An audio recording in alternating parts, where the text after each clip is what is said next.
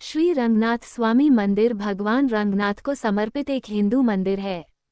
भगवान रंगनाथ को विष्णु का ही अवतार माना जाता है। यह मंदिर भारत के तमिलनाडु राज्य के तिरुचिरापल्ली के श्रीरंगम में स्थित है, इसलिए इसे श्रीरंगम मंदिर भी कहा जाता है। यह मंदिर भगवान विष्णु को समर्पित 108 मुख्य मंदिरों में भी शामिल है। मंदिर में पूजा करने की ठेकलाई प्रथा का पालन किया जाता है। श्रीरंगम मंदिर का इतिहास। दक्षिण भारत का ये सबसे शानदार वैष्णव मंदिर है जो कथा और इतिहास दोनों में समृद्ध है। यह मंदिर कावेरी नदी का द्वीप बन गया है। मंदिर के मुख्य प्रवेश द्वार को राजा गोपुरम का नाम दिया गया है, जो 13% के क्षेत्र में बना हुआ है और 239.501 फीट ऊंचा है।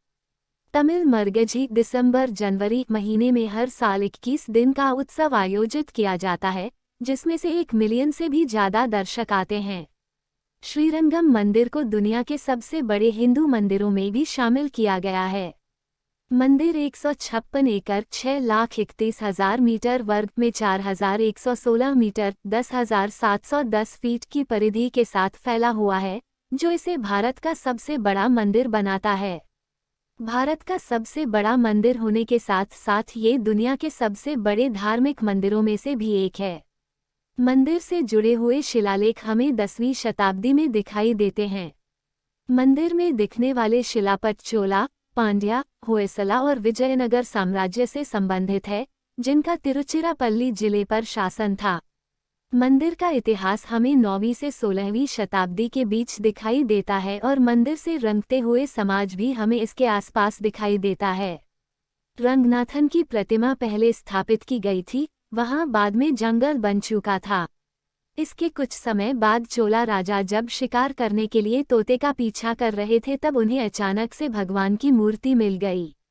इसके बाद राजा ने रंगनाथ स्वामी मंदिर परिसर को विकसित कर दुनिया के सबसे विशाल मंदिरों में से एक बनाया।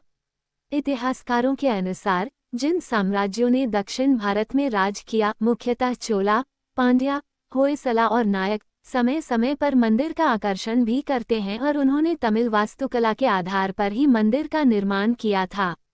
इन साम्राज्यों के बीच हुए आंतरिक विवाद के समय भी शासकों ने मंदिर की सुरक्षा और इसके द्वारा जोर दिया था। कहा जाता है कि चोला राजा ने मंदिर को सर्प वचन स्वरूप दिए थे। कुछ इतिहासकारों ने राजा का नाम राजमहेंद्र चोला बताया, जो राजेंद्र चोला द्वितीय के सुपुत्र थे। लेकिन ये बात भी बहुत रोचक है कि बाद में के शिलाकों में हमें इसका उल्लेख कुछ भी दिखाई देता है।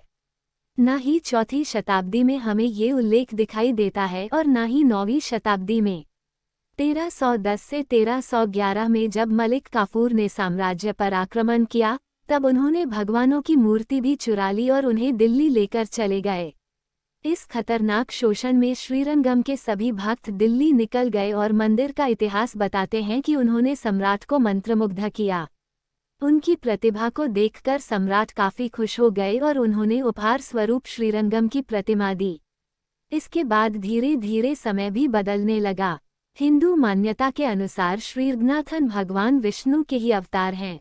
एक प्रचलित कथा के अनुसार वैदिक काल में गोदावरी नदी के तट पर गौतम ऋषि का आजर था। उस समय अन्य क्षेत्रों में जल की काफी कमी थी। एक दिन जल की तलाश में कुछ ऋषि गौतम ऋषि के आश्रम पहुंचे। अपनी यथास्थिति के अनुसार गौतम ऋषि ने उनके आदर सत्कार कर उन्हें धोखा दिया, लेकिन ऋषियों को उनसे भरोसा होने लगा। आपराधिक भूमि के लालच में ऋषियों ने मिलकर छल गौतम ऋषि पर गौ हत्या का आरोप लगाया और उनकी संपूर्ण भूमि हथिया ली। इसके बाद गौतम ऋषि ने श्रीरंगम जाकर श्री रंगनाथ की पूजा की और उनकी सेवा की। गौतम ऋषि की सेवा से प्रसन्न श्री रंगनाथ ने उन्हें दर्शन दिया और पूरे क्षेत्र को उनका नाम दिया। माना जाता है कि गौतम ऋषि के आग्रह पर स्वयं ब्रह्मा जी ने इस मंदिर का निर्माण किया था। श्रीरंगम मंदिर उत्सव। मंदिर में हर साल एक वार्षिक उत्सव मनाया जाता है। उत्सव के समय देवी देवताओं की सूक्ष्मताओं को सूक्ष्म रूप से भी प्रदर्शित किया जाता है।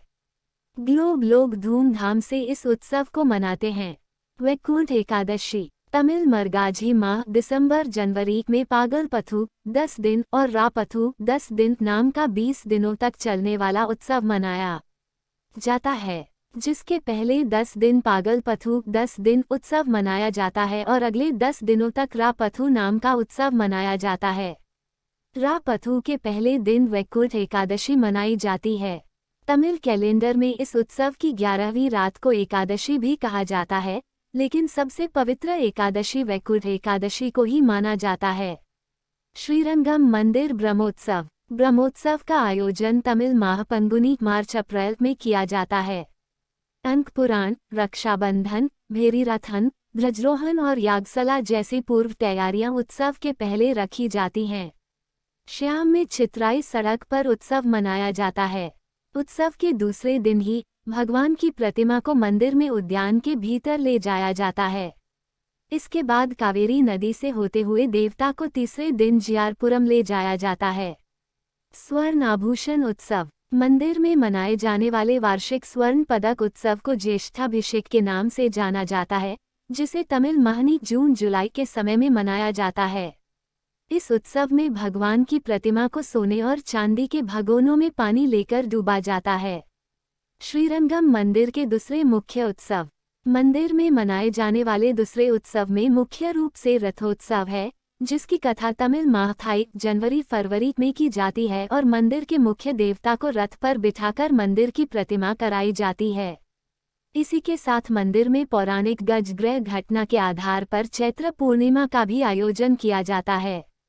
इस कथा के अनुसार एक हाथी बाघ के जबड़े में फंस जाता है और भगवान रंगनाथ ही उनकी सहायता करते हैं। इसके साथ साथ मंदिर में बसंतोत्सव का भी उल्लेख तमिल माह वैकासी मई जून में किया जाता है। सूत्रों के अनुसार इसकी स्थापना 1444 ईस्वी से की जा रही है। ज्येष्ठाभिषेक, श्री जयंती, पवित्रोत्सव, थाईपुसम, वैकुंठ एकदशी और बसंतोत्सव आदि इस मंदिर में मनाए जाने वाले प्रमुख त्योहारों में से एक है। वर्ष में केवल एक बार वैकुंठ एकदशी के दिन ही यहाँ वैकुंठ लोग आवारा स्वर्ग के द्वार ईमेल जाता है। ऐसा माना जाता है कि इस दिन परमपद वासल में प्रविष्ट होने वाला मनुष्य मोक्ष प्राप्त करके वैकुंठ धाम जाता है। मंदिर में वैकुंठ एकदशी के दिन ही सबसे ज्यादा भीड़ होती है। शुक्ल पक्ष सप्तमी के दिन रंगनाथ मंदिर में हर साल रंग जयंती का आयोजन किया जाता है। रंगनाथ स्वामी के जन्म दिवस के रूप में मनाया जाने वाला यह उत्सव पूरे 8 दिनों तक चलता है। माना जाता है कि इस पवित्र स्थान पर बहने वाली कावेरी नदी में कृष्ण दशमी के दिन स्नान करने से व्यक्ति को अष्टतीर्थ करने के बराबर पुण्य प्राप्त होता है।